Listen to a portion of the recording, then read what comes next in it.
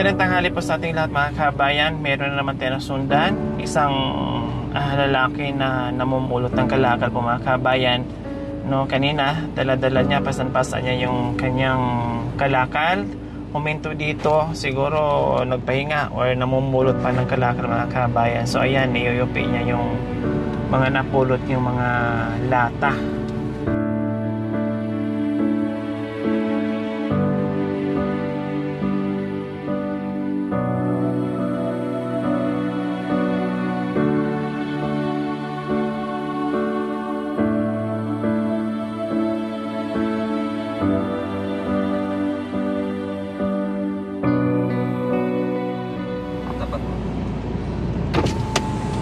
Hello kuya! Magandang tanghali! Kumusta po kayo? Mabuti naman. Mabuti naman. Nangangalakal po kayo? Ha? Taga saan po kayo? Yan lang. Nakuluwag. Malayo po ba? Yan lang. Yan lang. Ah, pwede nang lakarin, ganon. Oh, nakarami na po kayo ah. Anong binibigyan ng Panginoon sa'yo? Pang? Binibigyan ng Panginoon niya.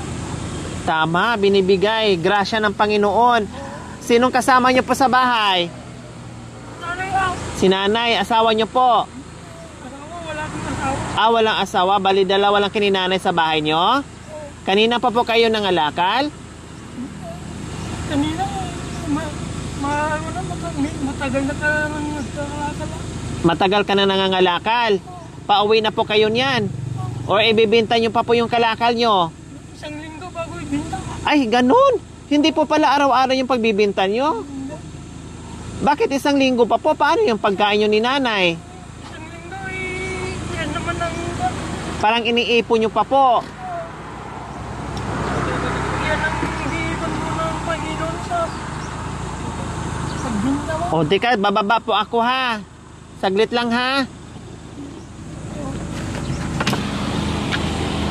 Anong pangalan niyo po kuya? June. Si kuya. Ilang taon na po kayo kuya John? 42 na. 22 na po kayo. Matagal niyo na itong ginagawa? 42. Upo po tayo dito. 22 years old na po kayo. 42. Ay, 42. 42 years old. At ang kasama nyo po ay si nanay. Wow. Dalawa lang po kayo ni nanay sa inyo? Yung mga kapatid may asawa, gano'n. Ah, marami kayo sa bahay nyo? Oo. Anim kang pamilyang anak. Ah, akala ko dalawa lang po talaga kayo ni nanay sa bahay nyo. Yung patay na pa ka, mamaw. So ilan talaga kayo sa bahay? Si nanay mo, ikaw? Anim. Bali, 7 nanay mo. Tapos may mga asawa at anak yung ibang kapatid nyo? Oo. May asawa, wala namang anak yung Yung iba? Yung iba. Pang ilan po kayo sa magkakapatid? Panganay kayo, bunso? Hindi, bunso, hindi pa. Pang-apat. Pang-apat po kayo. Matagal nyo na itong ginagawa? Oo. Ito lang naman ang panumunang sa Panginoon na. Itong inalis niyang itong tabawang tao bawal sa akin to sa sakit. Pero Bakit? Ano pong sakit nyo? yung kisiwa, yung... Ah, yung kisiw, bawal yung sa init, kuya. Ito, kahit ito bawal to. Opo, paano pag naabutan kayo, nahihilo kayo, hinihimatay kayo? Hindi ka pa pababayaan ng Panginoon. Hindi sa Panginoon, kahit sa Panginoon na si Apo Sos. Opo. Isa ang gan. So, kahit alam nyo na bawal itong ginagawa nyo, nangangalakal pa rin po kayo kahit mainit. Baka kasi nangangamba ang buhay nyo, baka mamaya ay himatayan kayo dyan sa gitna ng kasada. Hindi ka pa babayaan ng Panginoon. Nananarig lang talaga kayo sa Panginoon. Kailangan yung kumilos? Kailangan nyo ba talaga magtrabaho o kumilos? Kahit may sakit po kayo? Oo. Pero hindi naman po nangyari, Kuya John, na inabutan kayo dito nang hinimatay ka sa kalsada. Hindi naman po nangyari. Nangyari na ay nung napalipas-lipas na araw na ko. Nagkakataon palagi yung hinihimatay kayo o nahihilo kayo sa bahay lang. Ay, kahit sa bahay, kahit sa simbahan, nasusumpong ka pa daw.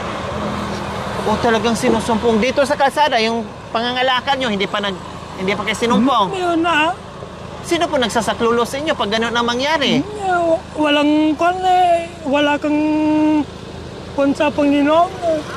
Kahit na susumpungin ka dito na walang tao, mayroon naman ng Panginoon.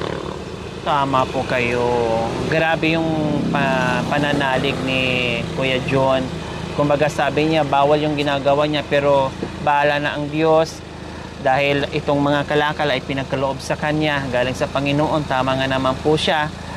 Napasaludo ako sa kabutihan ng puso ni Kuya John, determinasyon sa ginagawa niya. Meron siyang kapansanan pero hindi siya umaasa sa mga kapatid o sa pamilya. Gumagawa siya ng paraan para mga lakal, para kita paano ay meron din siyang panggastos o magagamit niya. Yun nga lang, aabutin pa ng 1 linggo, no, bago makabenta, bago magkapera itong mga napulot yung mga kalakal. Kasi nga po mga kabayan, ay kunti-kunti lang ang napupulot niya sa araw-araw. So kailangan niyang ipunin pang 1 linggong bintahan para kahit papaano ay medyo okay yung kita niya. So kayo Kuya John, ay nananghalian na po kayo? Ay pag-uwi mo. Pagtapos mong tabuhin ko ito. Kumbaga yung mga napulot nyo, siparet-siparet nyo pa yan. Tapos bago kakain. Punta na naman sa hapon, gano'n. Bali, 2 balikan po kayo. Sa umaga, mga lakal, uwi ng tanghalian tapat. Tapos, pagkatapos mananghalian, balik na naman sa hapon, mga lakal na naman. Kahit sa gabi. Pati sa gabi. May kon naman, may... Maliwanag naman. Yung ilaw na kon dyan sa kalsada. Kuya John, pag sinumpong kayo, mga ilang minutes din o mga ilang oras? Wala kang kon dyan, may Panginoon sa akin. Wala kang kon. Ito pa sa salamat mo sa Panginoon na kon. Kahit na susumpungin ka na kon, yan ang marinig ng pastor at pastor sa'yo. Sa loob ng bayan ng Panginoon. Mga ilang oras din po kayo pag sinumpong bago kayo mahimasmasan? Mga ilang minuto lang na. Abutin ng kalahating oras? Wala. 20 minutes? 10 minutes? Yung 10 minutes, gano'n. Anong nararamdaman niyo po, Kuya John, pag once na sinumpong kayo? Ayos din. Ha? Ayos din. Ayos din? Anong masakit po sa iyo? Anong nararamdaman niyo po sa mga ganung ano yung masakit? Bakit nahihilo kayo? Sinusumpong kayo? Anong nararamdaman niyo po? Masakit ang ulo niyo? Katawan niyo? Wala sa akin. Wala kayo naramdaman? Basta sinumpong lang kayo? Buti hindi po kayo pinagbawalan ni nanay. Yan naman ang sinasabi ko sa nanay na mula nung simula sa Panginoon ka na nagsisimba hanggang mga 3 taon na naggaganito. 3 taon na po kayo. Oo. Lahat sa loob ng 3 taon na pangangalakad nyo, kumbaga pinaubaya nyo na lang yung sarili nyo sa Panginoon. Na tuwing paglalakbay nyo kung saan-saan ay gabayan kayo. Yun nga lang, ang sinasabi ko ay napakadelikado. Baka mamaya magkataon ay sumpungin kayo dito sa kalsada tapos hindi na mamalayan ng sasakyan, masagasaan kayo. Hindi ka pababayaan ng Panginoon. Susumpungin ka dito na pag susumpungin ako dito kung tulungan mo kung sa bindisyon sa kaluluwa mo yan sa Panginoon. Opo. Kuya John, ilang beses kayo sumpungin sa 1 linggo? May kahit sa 1 buwan na may isa ganun, 2. So sa loob ng 1 buwan, 1 beses o 2 beses kayo sumpungin? Yung 1 buwan na hindi ka pa susungkungin na. Depende po pala, Kuya John. Pero mayroon kayong iniinom na gamot? Maintenance? Hindi ako yung iniinom ko na para sa sakit kong pisyo nung hindi pa ako nagsisimba sa Panginoon. Opo. Yung tigotol na iniinom ko, wala na. Wala na. Yung vitamin A yung iniinom ko. Yung vitamin A pa. Bakit hindi na po kayo umiinom? Bakit tumigil po kayo sa pag-iinom? Wala na. Yun naman ang pagkilala mo sa Panginoon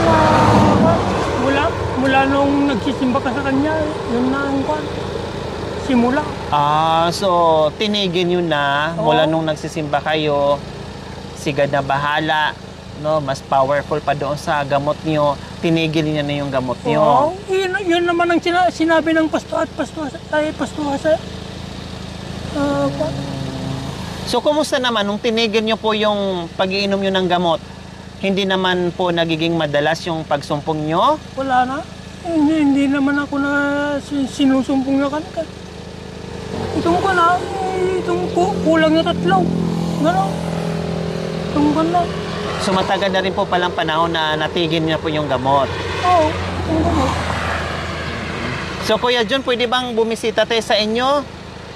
Saan ba pwede ang bahay nyo? Pwede ba namin mabisita? Diyan po sa may Diyan po. O tara, punta po tayo. Ayan, sayang. So ayan po mga kabayan, niyaya ko po si Kuya John na pumunta sa kanila. Kasi sabi niya nandiyan lang daw. So habang naglalakad kami papunta sa kanila, ayan, humihinto kami dahil mayroon pang napupulot ng kalakal. Ito po, Kuya John, wala to, oh. Hindi yan pwede. Pwede, pinuha na. Ang ginagawa ni Kuya John mga kabayan, sa umaga, mga lakal siya. Sa hapon, ang balik niya. E din sa gabi, talagang pinapatos pa rin niya. Kasi meron naman daw liwanag sa mga street lights. Kaya pwede pa rin niyang gawin. No? Grabe yung faith ni Kuya John sa ginagawa niya. Kahit meron siyang kisiw na sinasabi ni Kuya John, pero bahala na daw ang Panginoon sa kanya, no? Nagabayan siya sa kanyang paglalakbay, sa pangangalakal, dahil kailangan niyang kumilos. So dating nagagamot si Kuya John mga kabayan, ayan, pati pako, no? Talagang hindi pinapalagpas ni Kuya John, nakikita ang galing ng mga mata niya. Talagang walang pinapalagpas, no? Lahat na nakikita ni Kuya John na pwede mapakinabangan ay talagang pinupulot niya. Ganito kasi pag 3 years nang ginagawa niya, no? At 3 years na rin sa paglilingkod ng ating Panginoong Diyos, at 3 years na rin natigil niya yung kanyang maintenance, yung gamot. Dahil mula nung nagsimba siya, ay pinaubayan na niya sa Panginoong Diyos yung kanyang sakit o nararamdaman. Awa ng Diyos ay hindi na siya ganon kadalas sinusumpong. Minsan sa isang buwan, 2 beses o 1 beses, o sa isang buwan ay wala pa, no? So ganyan po mga kabayan, napakasipag ni Kuya John, no? Hindi alintana yung sobrang init, butin lang kahit paano ito ay madilim yung dinadaanan namin, pero doon sa unahan ay napakainit na. 3 beses mga lakas isang araw, umaga, tanghali at gabi. Ayan.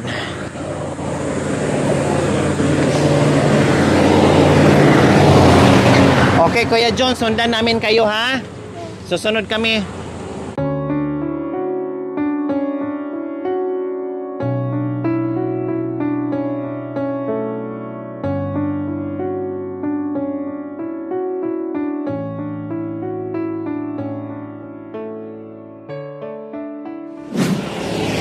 So ayan po mga kabayan, noong nakaraan na i-vlog natin si Kuya John. Ang sabi namin ni Kuya John, nung matapos na namin siyang interviewin, Kuya John, dyan po muna kayo sa waiting shade. No, antayin niyo po muna kami kasi ang dala namin ay grocery. kulang ng bigas. So sinabi namin sa kanya, sabi naman niya oo. Nung pagbalik namin, siyempre medyo matagalan ka, no? Kasi maghahanap ka pa ng bigas. Siguro ang akala niya na hindi kami babalik. Nung bumalik kami mga kabayan, wala na si Kuya John. So ngayon, binalikan namin to ng pangatlong araw ngayon, no? Kasi lagi naman yung sinasabi at nabanggit niya sa akin na dito lang talaga yung way niya.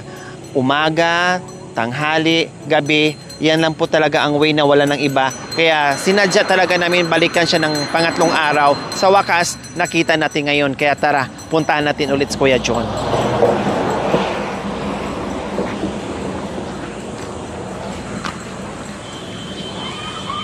Hi po!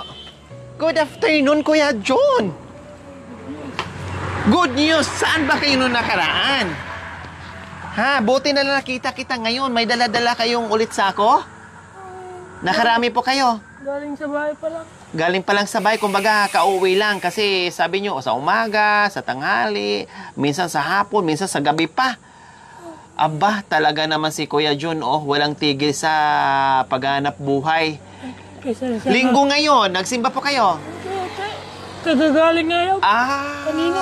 Kaya pala ngayon lang kayo nakalabas kasi galing ka ng simbahan. Kauwi nyo lang po. Kanina lang. Kumusta ang simba natin? Mabuti ha. Mabuti naman. Buti na lang. Nakita tayo muli. No? Kahit malayo, sabi ko balikan natin si Kuya John kasi mayroon nga tayong pagmamahal na hindi natin naiabot. Balikan natin dahil napakasipag ni Kuya John, walang angal sa init, naghanap buhay, no? Kahit gabi, sige pa rin, naghanap buhay pa rin si Kuya John. So, kalalabas yun lang ng bahay, wala pang napulot.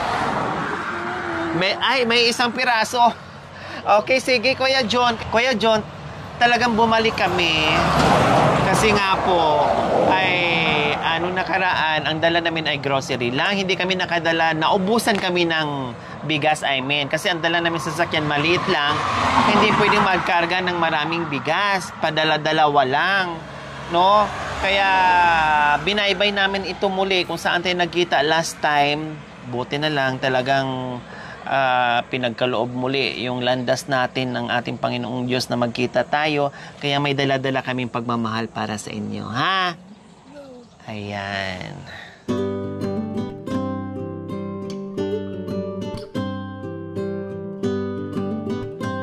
Ayan, Kuya John. Meron ka ng bigas. Nakalakal na po kayo ng bigas. At yung ating assorted groceries, Kuya John. Mga dilata, gatas, kape. Ayan, may biskwit na dyan. Marami. Assorted na yan. Lahat na dyan ang kailangan mo. Lulutuin nyo na lang po. Plus, higit sa lahat, merong bigas. Diba? Kompleto na po yan. Matutuwa sila pag uwi mo mamaya. Sabihin ng mama mo, wow, ang galing naman ng labas mo ngayon. Nakakalakal ka ata ng swerte. No, bukod pa po dyan, Kuya John, meron ka pang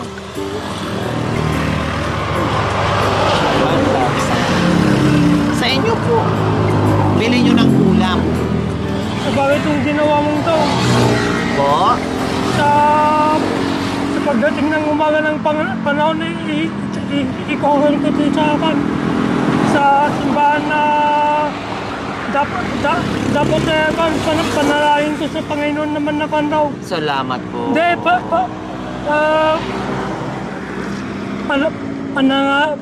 panangali sa kuntaw sa simbahan na may pasalamat ko to na may pakita sa pasto ataw. Itong binigay mong dalawang tag-500. Opo. Napakasipag niyo po kasi, Kuya John. No? Hindi kayo napapagod sa pangangalakal. Sa bagay, kung ginawa mong to, bindisyon ka sa kaluluwan ninyo to. Salamat po, Kuya John. Ayan, napatulala si Kuya John. Itong pasto ng kuntaw, dapat may pakita ka pa kanya. Opo. Nagulat. Pati yung kanina ako nitong groceries. Sakto sa mahinda ako sa pagpupulot kahit tama. Umaga gano'n. Opo, yung biskwit magbaon kayo.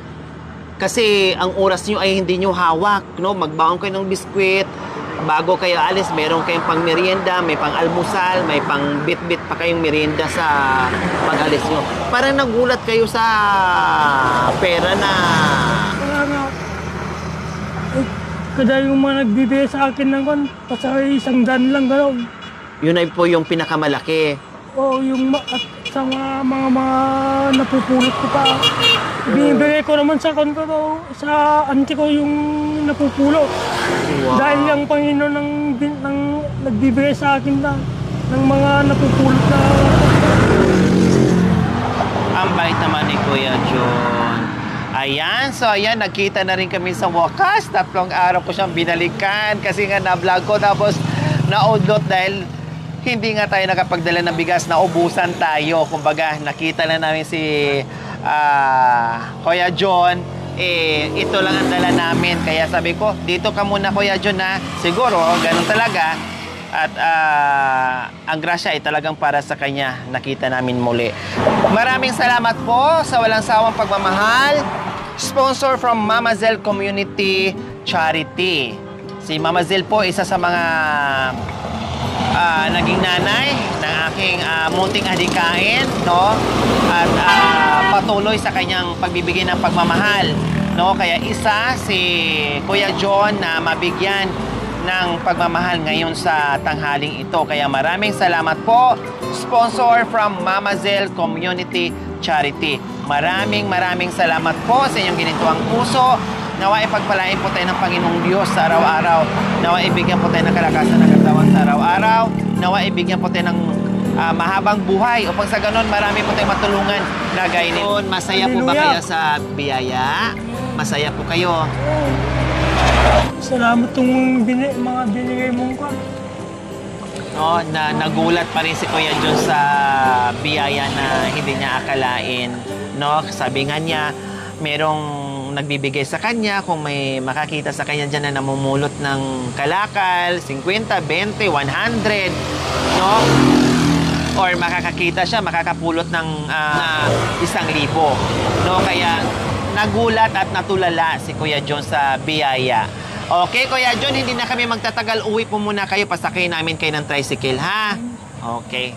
Sasakay tayo ng tricycle para hindi ka mahirapan. Diyan lang po, malapit. Dito lang sa loob, Kuya. Diyan lang. Sino? Di ba lang? Di ba lang? Mabigat kasi yung bigas niya.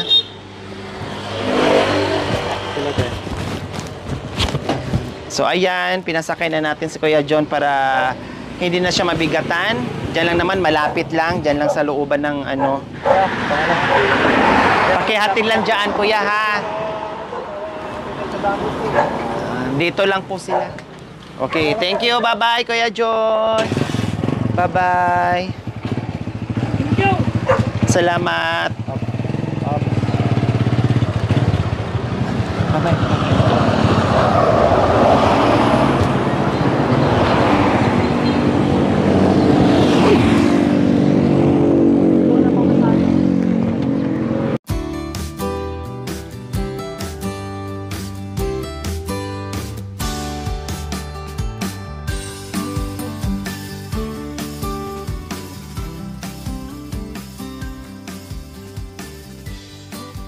Oh, pangbaon sa school.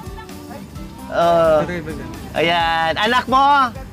Oh, dito na kami. Thank you. Bye-bye, bye-bye. Thank you for watching. Don't forget to like, share, and subscribe.